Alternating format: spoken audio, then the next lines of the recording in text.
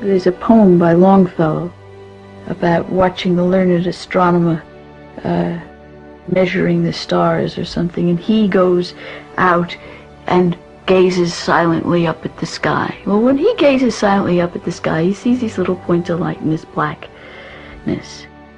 When a scientist gazes silently up at the sky, he sees these enormous suns and galaxies, and magnetic fields, and the turbulence, and the heat, and the cold, and the molecules in between them in space, and endless distances, and great mysteries. And you have a feeling, if you're a scientist, that you see a lot more. And this is kind of incredible, because when I'm looking at you, someone standing to my left could see somebody who's standing at my right. That is, the light could be going right across this way, the waves are going this way, the waves are going this way, the waves are going this way. It's just a complete network, so that there's this tremendous mess of waves all over in space, and it's all really there. That's what gets you.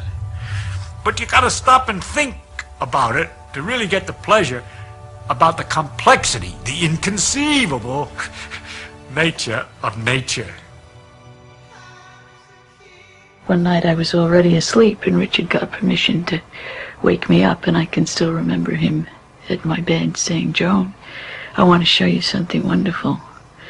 And I got out of bed, and we walked down the street to a golf course, and walked out in the middle of the golf course, and he said, "Look up."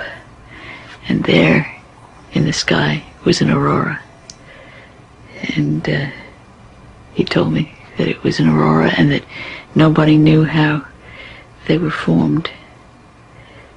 And I've spent my scientific career studying that, and it was nice of him to give me the aurora and to know that I would think it was wonderful.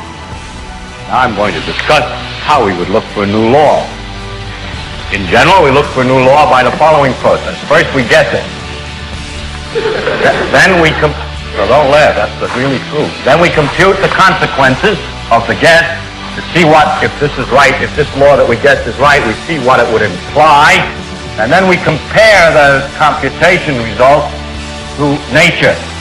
Or we say compare to experiment or experience. Compare it directly with observation to see if it works. If it disagrees with experiment, it's wrong. And that simple statement is the key to science. It doesn't make a difference how beautiful your guess is. It doesn't make a difference how smart you are who made the guess or what his name is. If it disagrees with experiment, it's wrong. That's all there is to it.